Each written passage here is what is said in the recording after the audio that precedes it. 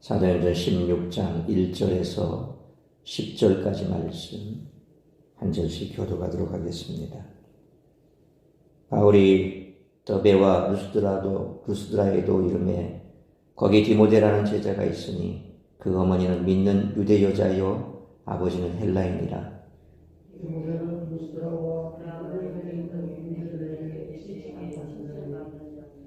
바울이 그를 데리고 떠나고자 할새 그 지역에 있는 유대인으로 말미암아 그를 데려다가 할례를 행하니 이는 그 사람들이 그의 아버지는 헬라인인 줄 다 알미러라.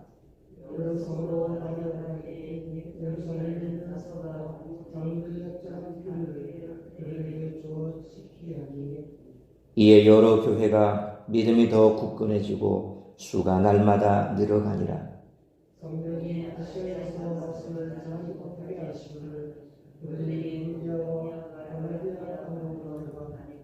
무시아 앞에 이르러 비두니아로 가고자 했으되 예수의 영이 허락하지 아니하시는지라. 밤에 환상이 바울에게 보이니 마게도냐 사람 하나가 서서 그에게 청하여 이르되 마게도냐로 건너와서 우리를 도우라 하거늘. 바울이 그 환상을 보았을 때 우리가 곧 마게도냐로 떠나기를 힘쓰니 이는 하나님이 저 사람들에게 복음을 전하라고 우리를 부르신 줄로 인정함이로라. 아멘. 바울과 실라 일행은 시리아, 성경에는 수리아라고 나오죠. 이 시리아 그리고 길리기아를 지나 더베와 루스드라로 갑니다. 여기서 디모데가 참여합니다. 이런 주의 인도를 따라 아시아 중부 서북부를 거쳐 드로아에 이르고 여기서 복음이 마게도니아로 넘어갑니다. 유럽 쪽으로 이제 넘어가게 되는 거죠. 오늘 본문은 부활하신 주님이 교회를 이끌어 가시는 모습을 선명하게 보여줍니다. 첫째는 인적 자원과 지적 자원의 결합하시는 모습으로 이끌어 갔습니다. 14장 1절로 21절 상반절 말씀처럼 르가오니아와 남갈라디아는 사도들로부터 복음을 받았으며 바울과 바나바는 이 교회들의 장로를 세웠습니다. 교회를 세우기 위한 인적 자원이 이제 구비가 된 것입니다. 그러나 어린 교회는 율법과 판례에 근거한 구원이라고 하는 거센 공격 앞에 그리스도와 십자가, 은혜에 기초한 복음을 지켜낼 힘이 없었습니다. 그렇기 때문에 신학이 필요한 것입니다. 베드로에게 준 환상, 성령의 해석, 고넬료 사건을 통한 확증, 그리고 바울과 바나바를 통한 이방인들 중에 행하신 하나님의 일과 이방인들 중에서 자기 백성을 부르실 것이라는 이 구약의 예언, 이것이 사도들과 장로들의 논의와 성령의 확증을 통해서 명문화되었습니다. 소위 이제 이것이 그 당시에 신학으로 자리를 잡은 거죠.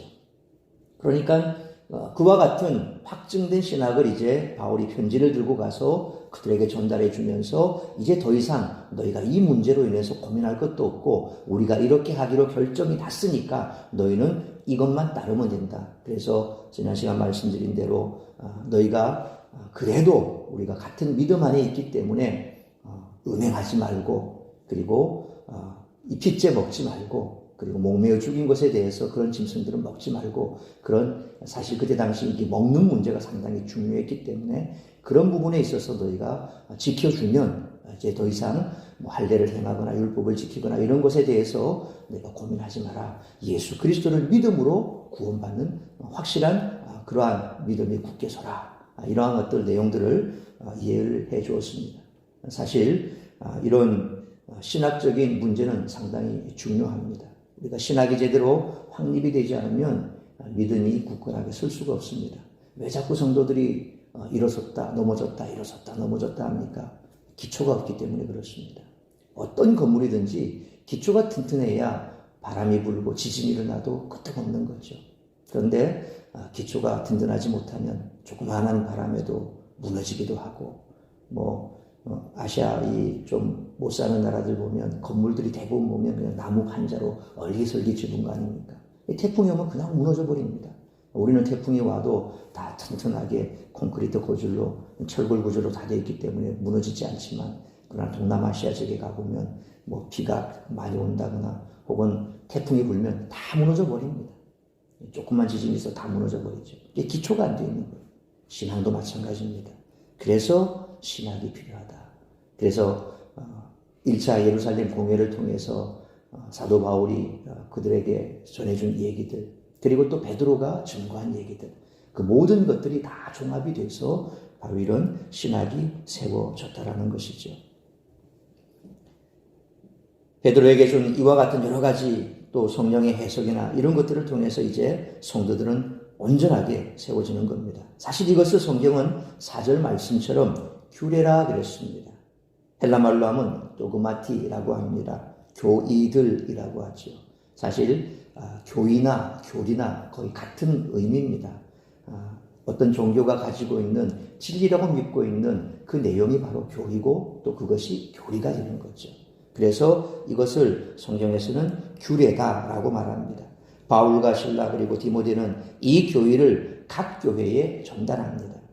주님은 십자와 믿음의 비밀이 가슴에 있는 일꾼과 그리고 계시와 성령의 확증이 살아있는 이러한 신학을 결합시켜서 교회를 든든하게 세워간다는 겁니다. 둘째는 우선과 차후의 배열입니다. 바울 일행은 루가오니아 지역 방문을 마치자 부르기아로부터 갈라디아, 아시아, 무시아, 비두니아 그리고 본도 등으로 갈 계획을 가지고 있었습니다. 현재 시계 방향으로 돌아 소아시아, 지금의 터키 지역이죠. 그 소아시아 전체에 복음을 전할 생각이었을 것입니다. 그러나 6절로 7절 그리고 10절 말씀처럼 성령과 주 예수 하나님이 그것을 막으셨다라고 말씀을 합니다. 부활하신 주님은 시계 반대 방향으로 이끌어 가신 것입니다. 마게도냐, 아가야 그리고 로마가 우선이라는 겁니다. 소위 소아시아 쪽으로 다시 한번 가서 복음을 굳건히 하려고 바울은 계획을 했었지만 그래서 드로아에서 다시 넘어가려고 했는데 오히려 성령께서 거기에서 막으셔서 유럽 쪽으로 건너가게 하셨습니다. 사실 우리가 생각할 때 왜 그랬을까라고 생각할 수도 있겠습니다만 그러나 하나님의 큰 구원에 관한 계획이 있으신 거죠. 그러니까 그 계획대로 바울 일행들은 따라갔던 것입니다. 바울 일행은 궁극적으로 옛 바벨론과 그 너머로 갈 생각이었는지도 모릅니다. 하지만 주님은 에베소에서 소아시아 전체 그리고 소아시아에서 다시 북쪽과 동쪽으로 확장하실 계획이었습니다. 왜 이런 진술일지는 알 수는 없지만 바울이 고린도에 도착했을 때 그는 이미 로마로 가고자 하는 계획을 세우게 되었고 또 그렇게 그의 시야는 점점 넓어진 것입니다. 사람들은 저마다 자신들이 추구하는 계획과 뜻이 있습니다. 또한 자신들이 세운 계획과 뜻이 최고의 것이라고 생각하며 그것을 관철하려고 애를 씁니다. 하지만 하나님이 보시기에 다를 수가 있습니다. 오늘 본문에서 바울은 비두니아로 가고자 했지만 하나님은 바울을 마게도니아로 보내셨습니다. 따라서 이와 같은 오늘 본문의 말씀을 통해서 우리들이 깨달아야 할 것은 첫째로 1절로 3절 말씀처럼 복음을 용이하게 전하도록 우리는 노력해야 된다는 것입니다. 1절 말씀처럼 바울은 류스드라에서 디모데를 만났습니다. 2절 말씀처럼 디모데는 류스드라와 이고니온에 거주하는 형제들에게 칭찬받는 사람이었습니다. 좋은 믿음의 사람은 하나님께만이 아니라 사람들에게도 칭찬받습니다. 하나님께 검증된 믿음과 인격은 사람들에게도 인정받기 마련입니다. 복음의 일꾼은 마땅히 사람들에게도 인정받는 그런 사람이어야 합니다. 디모데의 좋은 신앙과 인격이 하루아침에 이루어진 것은 아닙니다. 디모데후서 1장 5절 말씀처럼 그의 어머니 유니게와 외조모 로이스에게서 온 것이죠. 디모데의 어머니와 외조모는 유대인으로 신실한 믿음의 사람들이었습니다. 문제 부모는 있어도 문제 자녀는 없다 하는 말이 있습니다. 그만큼 자녀의 신앙과 인격은 가정에서 만들어진다는 그런 뜻입니다. 인격과 믿음의 가정 속에서 인격적이고 신앙적인 자녀가 자라나는 것입니다. 따라서 그리스도인들은 좋은 믿음의 가정을 만들어야 하는 것입니다. 한편 15장 11절 말씀처럼 구원받기 위해 더 이상 할례는 받을 필요가 없게 됐습니다. 하지만 바울은 3절 말씀처럼 디모데에게 할례를 행했습니다. 이것은 바울 스스로가 자신이 세운 그러한 기준을 깨버린 것이죠. 이방인에게 그것을 강요하지 마라 라고 그렇게 얘기를 하고 그와 같은 결론을 도출한 그 장본인이 바울인데 오늘 디모데는 이렇게 할례를 받게 했습니다. 이것은 구원을 위한 것이 아닌 유대인들에게 복음을 용이하게 전하기 위함이었다라는 것이죠.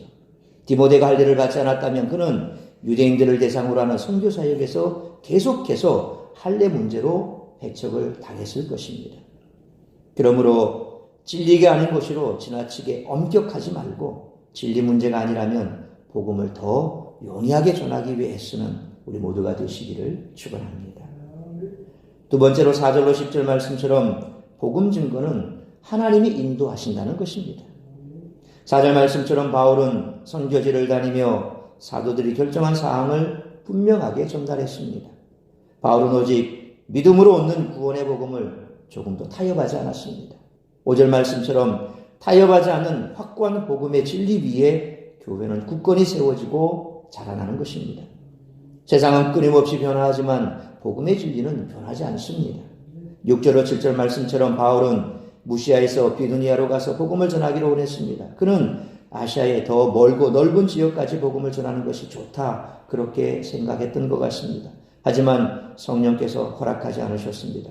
그렇다고 하나님께서 비두니아의 영혼을 버리신 것은 아닙니다. 다만 사람이 이해할 수 없는 하나님의 계획이 있다는 것입니다.